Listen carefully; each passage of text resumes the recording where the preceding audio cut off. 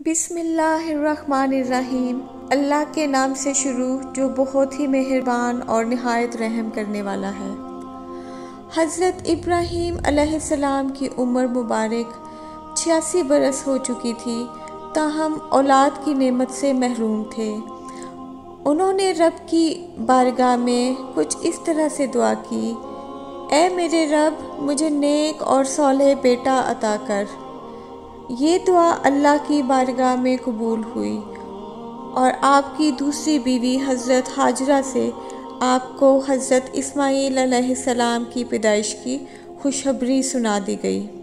حضرت اسماعیل کی پیدائش کے بعد بارگاہ الہی سے حکم ہوا: اے ابراہیم، اپنی بیوی حضرت ہاجرہ اور اپنے بیٹے حضرت اسماعیل کو عرب کے ریگستان میں چھوڑ دو۔ تو حضرت ابراہیم علیہ السلام حضرت ہاجرہ اور حضرت اسماعیل کو اسی جگہ لے آئے جہاں پر آج خانہ کعبہ ہے۔ اس زمانے میں یہ جگہ بالکل غیر آباد تھی۔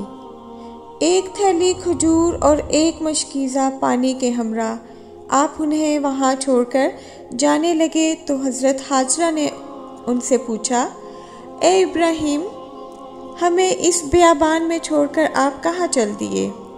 تو حضرت ابراہیم کی خاموشی پر حضرت بی بی ہاجرہ نے پوچھا: کیا یہ میرے رب کے حکم سے ہے؟ تو حضرت ابراہیم نے ہاں میں جواب دیا۔ تب بی بی ہاجرہ نے انہیں جانے دیا اور فرمایا: ہمارے لیے اللہ ہی کافی ہے۔ حضرت ابراہیم چلتے چلتے جب ایسی جگہ پہنچے کہ دونوں ماں بیٹا نگاہوں سے اوجھل ہو گئے تو آپ نے اپنے دونوں ہاتھ بلند کیے اور اللہ کے حضور عرض کیا: اے میرے پاک پروردگار، تیرے گھر کے پاس نہ پانی ہے نہ کھیتی ہے۔ میں اپنی بیوی ہاجرہ اور بیٹے اسماعیل کو چھوڑ کے جا رہا ہوں تاکہ تیرا گھر روشن ہو جائے اور تیری عبادت سرعام یہاں پر ہوتی رہے۔ اے اللہ، لوگوں کے دلوں کو ان کی طرف مائل کر اور انہیں روزی عطا فرما تاکہ یہ تیرا شکر ادا کرے۔ حضرت ہاجرہ چند روز تک مشکیزے سے پانی پیتی رہیں اور کھجوروں سے گزارا کرتی رہیں اور حضرت اسماعیل کو بھی دودھ پلاتی رہیں۔ جب پانی اور کھجوریں ختم ہو گئیں تب وہ پریشان ہو گئیں کیونکہ وہ خود بھوکی تھیں، اس لیے بچے کو دودھ پلانا مشکل ہو گیا۔ بچہ بھوک اور پیاس سے روتا تھا۔ بچے کی یہ بے چینی دیکھ کر حضرت ہاجرہ نے پانی کی تلاش شروع کر دی اور وہ صفا پہاڑی پر چڑھیں کہ شاید کوئی اللہ کا بندہ نظر آ جائے یا کہیں سے پانی کا بندوبست ہو جائے، مگر کچھ نظر نہ آیا۔ پھر وہ واپس وادی میں آ گئیں اور پھر دوسری پہاڑی مروہ پر چڑھی کہ شاید کہیں سے پانی نظر آ جائے۔ اس طرح سے آپ نے 7 چکر لگائے۔ آپ نے بچے کو اس بنجر زمین پر لٹائے رکھا۔ کبھی آپ صفا کی طرف دوڑتی، کبھی مروہ کی طرف دوڑتی، اللہ سے بار بار دعا مانگتی۔ بی بی ہاجرہ نے 7 چکر صفا اور مروہ کے درمیان لگائے اور اللہ پر یقین رکھا اور اللہ سے دعا کی: اے میرے رب، مجھے یقین ہے تو مجھے اور میرے بچے کو اکیلا نہیں چھوڑے گا۔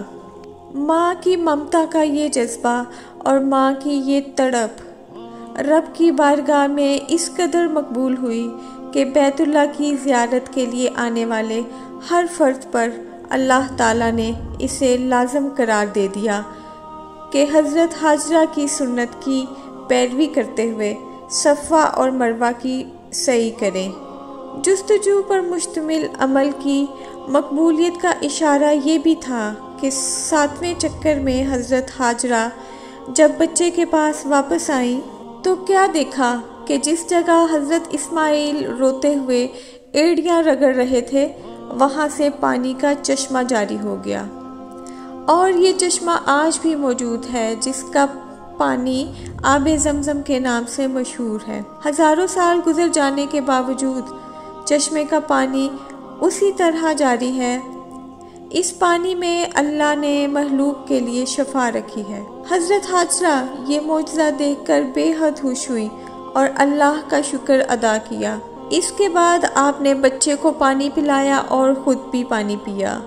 اسی وقت اللہ کی طرف سے ایک فرشتہ نازل ہوا اور آپ کو وعید سنائی، اے حاجرہ، آپ خوفزدہ نہ ہوں اور نہ ہی غمگین ہوں، کیونکہ اللہ تعالیٰ آپ کو اور اس بچے کو کبھی اکیلا نہیں چھوڑے گا، کیونکہ یہ اللہ کا گھر یعنی مقام بیت اللہ ہے، جسے اس بچے یعنی اسماعیل اور اس کے باپ یعنی حضرت ابراہیم نے تعمیر کرنا ہے، جو رہتی دنیا تک اللہ کی نشانی بنے گا۔ پھر اسی زمین کے آس پاس اللہ تعالیٰ نے کھجور کے درخت اگائے۔ بی بی حاجرہ وہاں کے پھل کھاتی، پانی پیتی، پانی اور غذا دیکھتے ہوئے مختلف پرندے بھی وہاں پر اترنے لگے۔ کسی قبیلے کے کچھ لوگ وہاں سے گزرے تو وہ دیکھتے ہیں کہ اتنے پرندے یہاں کیسے؟ پرندے تو وہاں ہوتے ہیں جہاں پانی ہوتا ہے، لیکن ہم نے تو یہاں کبھی پانی نہیں دیکھا۔ جیسے ہی وہ آب زمزم کے پاس پہنچے تو دیکھتے ہیں کہ ایک بی بی اپنے بچے کے ساتھ وہاں رہ رہی ہے اور میٹھا پانی زمین سے ابل رہا ہے۔